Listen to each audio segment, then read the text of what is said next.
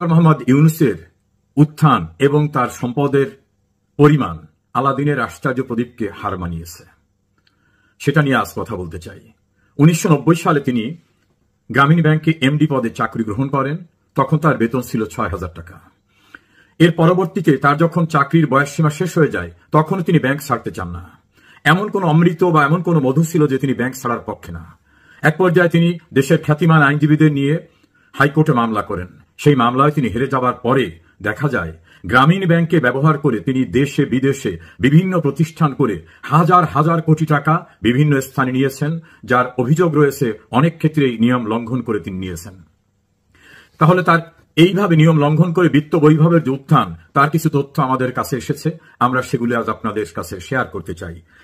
2023 সালে তার একটি ব্যাংকের অ্যাকাউন্টেই পাওয়া যায় 118 কোটি টাকা। দর্শক মনে রাখবেন, 1990 সালে ৬,০০০ টাকা বেতনে তিনি ব্যাংকে চাকরি নিয়েছিলেন। এরপরে এই ট্রাভেল ইন্টারন্যাশনাল লিমিটেড নামক একটা প্রতিষ্ঠানের দুইটি অ্যাকাউন্টে, একটিতে 11 কোটি 14 লক্ষ টাকা, আরেকটিতে 2 কোটি 52 লক্ষ টাকা। গ্রামীণ কল্যাণ ফান্ড নামক 26টি ব্যাংকে 122টি এফডিআর করেন, সেখানে 2,258 কোটি 30 লক্ষ 627 টাকা জমা রয়েছে। গ্রামীণ টেলিকম ফান্ডে 24টি ব্যাংকে এফডিআর করেছেন 128টি, সেখানে দেখা যায় 2,721 কোটি 30 লক্ষ 86,250 টাকা। একটি ফিক্সড ডিপোজিট রয়েছে যেটায় 17 কোটি 20 লক্ষ টাকা। প্রফেসর ইউনূস ফাউন্ডেশন নামক একটি প্রতিষ্ঠানের অ্যাকাউন্টে রয়েছে 6 কোটি টাকা। ইউনূস ফ্যামিলি ট্রাস্টে 5 কোটি টাকা। প্রফেসর ইউনূস ট্রাস্টে 72 কোটি 15 লক্ষ টাকা। 2001 থেকে 2011 সালে বিভিন্ন ব্যাংকে 66 কোটি টাকা। 2006 থেকে 2008 সালে 47 কোটি 89 লক্ষ টাকার বেশি। 2022 এবং 2023 সালে ডক্টর মোহাম্মদ ইউনূস আয়কর প্রদান করেন 3 কোটি 53 লক্ষ 43 হাজার টাকা। তাহলে এই 3.5 কোটির ঊর্ধ্বে যদি তার আয়কর দিতে হয় তাহলে তার মূলধন কি পরিমাণ ছিল আশা করি আপনাদের বুঝতে সমস্যা হবে না।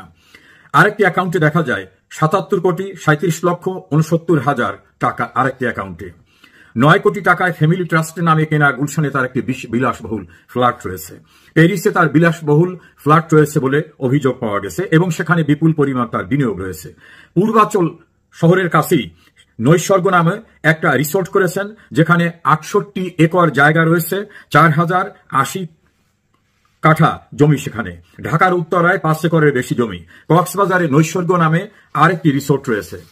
2015 সালে আওয়ামী লীগ সরকার আমলেই তিনি চট্টগ্রামে একটি স্কুল করার জন্য বরাদ্দ নেন 87 কাঠা সরকারি জমি, যদিও সেখানে কোনো স্কুল তিনি প্রতিষ্ঠিত করেননি। গ্রামের মানুষকে সেবা দেওয়ার নামে সমগ্র বাংলাদেশের বিভিন্ন উপজেলায় তিনি 6,000 কোটি টাকার জমি ক্রয় করেছেন। এই জমিগুলি এখন তিনি বিক্রয়ের চেষ্টা করছেন। অভিযোগ রয়েছে বিক্রয় করতে পারলে এগুলি তিনি বিদেশে পাচার করবেন। Europe, Africa, America, Latin America এবং অ্যারাবিয়ান কান্ট্রিতে গ্রামীণ ব্যাংকের নাম ব্যবহার করে বিভিন্ন প্রতিষ্ঠান করে সেখানে তিনি হাজার হাজার কোটি টাকা বিনিয়োগ করেছেন, এমন অভিযোগ রয়েছে। পৃথিবীর বিভিন্ন দেশে তার বিনিয়োগ রয়েছে যেটা অকল্পনীয়, অভাবনীয়। এভাবে তিনি দেশের অর্জিত টাকা বিভিন্ন অজুহাতে, বিভিন্ন প্রক্রিয়ায়, বিভিন্ন প্রতিষ্ঠান খুলে সেই প্রতিষ্ঠানের নামে সরিয়ে নিয়েছেন। লেবার ল হিসাবে কোম্পানি লেবারদের ওয়েলফেয়ার ফান্ডের জন্য 5% শ্রমিক ফান্ডে দেওয়ার জন্য যে টাকাটা নির্ধারিত ছিল সেই টাকাটাও তিনি না নিয়ে সেটা আত্মসাৎ করায় তার বিরুদ্ধে মামলা হয়। সেই মামলার কারণে তাকে টাকা দেওয়ার মতো পরিবেশ হয়ে যায়। কৃতিত্ব বছরে তিনি গুরুত্বপূর্ণ পদে অধিষ্ঠিত হওয়ার সুযোগ পান। ফলে ইনকাম ট্যাক্সের 666 কোটি টাকা সহ সরকারের পাওনা, শ্রমিকদের পাওনা অনেক কিছু তার দিতে হয়নি। এখানে একটি বিষয় উল্লেখ করা দরকার যে তার বিরুদ্ধে দুর্নীতি দমন কমিশন 5টি মামলা দায়ের করেছিল এবং রিট ও রেফারেন্স মামলা ছিল 38টি। আয়কর ফাঁকির মামলা এতে সম্পৃক্ত, যেখানে 1,000 কোটি, একটা ছিল 1,000 কোটি, 11 কোটি 7 লক্ষ 49,112 টাকা সংশ্লিষ্ট বিষয়গুলি ছিল। এর এগেনস্টে তিনি রিট পিটিশন করেন গ্রামীণ কল্যাণের 671 কোটি 11 লক্ষ 76,322 কোটি টাকা, গ্রামীণ টেলিকম ট্রাস্টের 209 কোটি 98 লক্ষ 57,738 টাকা, গ্রামীণ শক্তিতে 57 লক্ষ 25,190 টাকা, গ্রামীণ টেলিকম রেফারেন্স মামলা রয়েছে তার, গ্রামীণ কল্যাণের 159 কোটি 67,95,326 টাকা, গ্রামীণ টেলিকমের 30,03,67 টাকা, গ্রামীণ ট্রাস্ট, এইরকম ভাবে অসংখ্য মামলা তার বিরুদ্ধে ছিল, যার পরিমাণ আমার কাছে যে তথ্য আছে তাতে প্রায় 13টি। তিনি ক্ষমতা অধিষ্ঠিত হওয়ার পরে সব মামলাগুলিকে রাতারাতি নষ্ট করে দিতে পেরেছেন, সুযোগ নিতে পেরেছেন। এভাবেই ডক্টর মোহাম্মদ ইউনূস 9,000 টাকার গ্রামীণ ব্যাংকের এমডি পদের চাকুরি করে আজকে America, Latin America, Arabian country সহ দেশের বাইরে হাজার হাজার কোটি টাকার বিষয় সম্পত্তির মালিক হয়েছেন। এমনকি এমন প্রতিষ্ঠানও খুলেছেন যে প্রতিষ্ঠানে কার্যকর অবস্থা নাই, সেই প্রতিষ্ঠানে নিজের পরিবারের আত্মীয় স্বজনদের নাম দেখিয়ে সেখানেও লোন ডিস্ট্রিবিউট করেছেন।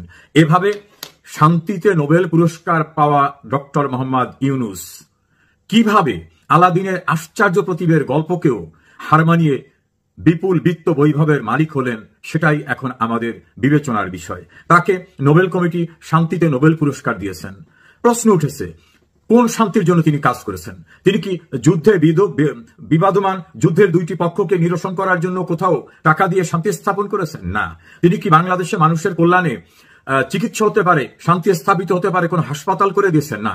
মানুষের শিক্ষার জন্য তিনি বাংলাদেশে কোন স্পেশালাইজড বিশ্ববিদ্যালয় করে দিয়েছেন? না। ভূমিহীন মানুষদের আশ্রয় দেওয়ার জন্য বা গৃহহীন মানুষের জন্য নিজের অর্থে কোনো গৃহ করে দিয়েছেন? না। প্রাকৃতিক দুর্যোগে বিপন্ন মানুষের পাশে দাঁড়িয়ে তার বিত্ত বৈভবের বিশাল একটা অংশ দিয়েছেন? না। রাষ্ট্রের ক্রান্তিকালে রাষ্ট্রকে তার বিত্ত থেকে ওয়েলফেয়ারের জন্য বড় কোনো অ্যামাউন্ট দিয়েছেন? না।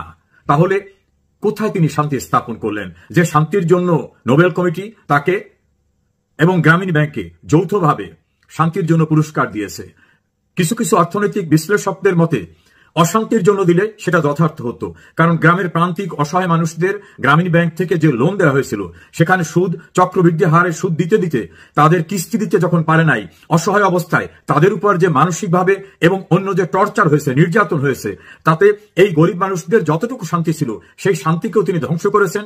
সেজন্য অশান্তিতে যদি তাকে নোবেল পুরস্কার দেওয়ার চিন্তা করা হতো, সেটা নিয়ে কিন্তু কিছুটা যৌক্তিক আলাপ আলোচনা হতে পারত। তিনি বাংলাদেশে অন্তত শান্তির জন্য এমন কিছু করেন নাই যে কারণে তাকে কোনো শান্তির অ্যাওয়ার্ড দেওয়া যেতে পারে। কি কারণে দিয়েছে, যদিও এটা নিয়ে অনেক সমালোচনা রয়েছে যে তিনি ক্লিন্টন ফাউন্ডেশনে এবং আমেরিকার গুরুত্বপূর্ণ ব্যক্তিদের অনেক টাকা দিয়ে লবিস্ট নিয়োগ করে তিনি এই পদকটি পেয়েছেন, এই অ্যাওয়ার্ডটি পেয়েছেন। সে কারণে তাদের সঙ্গে তার সম্পর্কটা এমনই রয়েছে যে তারা যখনই সুযোগ পায় ডক্টর ইউনূসকে প্রমোট করতে চান। ডক্টর ইউনূসও হিলারি ক্লিন্টনের নির্বাচনের সময় বিরাট ফান্ড দিয়ে তাদের সহায়তা করতে চেয়েছিলেন, কারণ এখানে নেওয়া এবং দেওয়া, গিভেন এবং টেকেন, এই থিসিসের জায়গাটার মধ্য থেকে তিনি আজকের এই পর্যায়ে এসেছেন। বাংলাদেশে ডক্টর মোহাম্মদ ইউনূস ক্ষমতা দখল করার পরে বাংলাদেশে এমন শান্তি স্থাপন করেছেন যে শান্তির সূচকে বাংলাদেশ যেখানে ছিল সেখান থেকে 30 ধাপ নেমে নিচে চলে এসেছিল। তার একটা থিওরি আছে 3-0। এই 3-0-র দুইটা জিরো নিয়ে আমরা আলাপ করতে পারি। একটা জিরো হচ্ছে নারীর ক্ষমতায়ন, আর একটা জিরো হচ্ছে দরিদ্রকে জাদুঘরে পাঠানো। অতি সম্প্রতি বিশ্বব্যাংকের রিপোর্ট অনুযায়ী, যেটা ডিসক্লোজ করেছেন বাংলাদেশের খ্যাতিমান অর্থনীতিবিদ ডক্টর দেবপ্রিয় ভট্টাচার্য, যে এই ইউনূসের শাসন আমলে 27 লক্ষ মানুষ অতি দরিদ্র হয়েছে, তার ভিতরে 18 লক্ষ নারী। অর্থাৎ ওনার যে জিরো, জাদুঘরে তো দরিদ্র পাঠান নাই, দরিদ্রের সীমা বেড়েছে। ওনার যে জিরো নারীর ক্ষমতায়ন, সেটা বাড়ে তো নাই, নারী আরো বেকার হয়েছে। বাংলাদেশে 149টি ইন্ডাস্ট্রি বন্ধ হয়ে গেছে। বাংলাদেশের সামগ্রিকভাবে উন্নয়নের সূচকে ভয়ঙ্কর পরিস্থিতি। 11টা রাষ্ট্রে তিনি সফর করেছেন, কোন রাষ্ট্র থেকে তিনি কোনো উল্লেখযোগ্য সাহায্য পাননি। প্রথম দিকে তার একটা ভাবমূর্তি তিনি প্রচার করে প্রসার এটাকে এস্টাবলিশ করতে পেরেছিলেন, কিন্তু বাস্তবতা যখন সবার কাছে স্পষ্ট হয়ে গেছে যে তিনি অবৈধ ক্ষমতা দখল করার জন্য মেটিকুলাস ডিজাইন করে দীর্ঘদিন যাবৎ স্বাধীনতা বিরোধী, প্রতিক্রিয়াশীল এবং আমেরিকার ফান্ড নিয়ে বিভিন্নভাবে কাজ করে রাষ্ট্র দখল করতে গিয়ে যে ভয়ঙ্কর নৈরাজ্য সৃষ্টি করেছেন, গণতান্ত্রিক একটি রাষ্ট্র ব্যবস্থাকে ধ্বংস করেছেন, মবের রাজত্ব কায়েম করেছেন, আইন শৃঙ্খলা ধ্বংস করেছেন, প্রশাসনের সাহায্যার্থে এগিয়ে আসা দায়িত্বরত পুলিশকে হত্যা করা, বিভিন্ন রকম কর্মকাণ্ডে তিনি যে অগণতান্ত্রিক এবং অনৈতিক কর্মকাণ্ড করেছেন, এটা বিশ্ববাসীর কাছে আজ পরিষ্কার হওয়ার কারণেই কোন দেশেই তিনি আর কোনো প্রশ্রয় পাচ্ছেন না। এমনকি গণতন্ত্রের সূতিকাগার বলা হয় যে ব্রিটেন, সেই ব্রিটেনে তিনি আসার পরে তারা হয়তো সবকিছু জেনেছে। এই জন্য ডক্টর মোহাম্মদ ইউনূসকে ব্রিটেনের প্রধানমন্ত্রী দেখা করতেও অস্বীকৃতি জানিয়েছেন। ডক্টর মোহাম্মদ ইউনূস ইতিহাসে রেকর্ড গড়েছেন, অশান্তি সৃষ্টি করেও শান্তির নামে নোবেল পেয়ে। দ্বিতীয় রেকর্ড সৃষ্টি করেছেন, বাংলাদেশের ইতিহাসে যে নৈরাজ্য হয়নি সেই ভয়াবহ সন্ত্রাস পৃষ্ঠপোষকতা দিয়ে, রাজনৈতিক নেতৃবৃন্দদেরকে বিনা বিচারে কারাগারে রেখে, রাস্তাঘাটে নির্মমভাবে মানুষ মেরে যাওয়ার ঘটনাকে পৃষ্ঠপোষকতা দিয়ে, এবং বাংলাদেশকে আইন শৃঙ্খলাহীন, বিচার বিভাগকে আজ্ঞাবহ করা এবং সামগ্রিক অর্থে বাংলাদেশটাকে একটা নরকে পরিণত করার ভিতর থেকে তিনি যে দৃষ্টান্ত স্থাপন করেছেন, তা আমার মনে হয় বাংলাদেশে গণতান্ত্রিক সরকার বা সামরিক সরকার কেউই এমন ঘটনা ঘটাতে পারেনি। বর্তমানে তিনি আরো দীর্ঘদিন ক্ষমতায় টিকে থাকার জন্য নতুন আঙ্গিকে কাজ শুরু করেছেন। কিন্তু শেষ রক্ষা কি হবে? আলাদিনের আশ্চর্য প্রদীপকে অতিক্রম করে বিত্ত বৈভবের পাহাড় গড়েছেন বাংলাদেশের মানুষকে শুষে নিয়ে, কিন্তু শেষ রক্ষা হবে বলে তো মনে হচ্ছে না।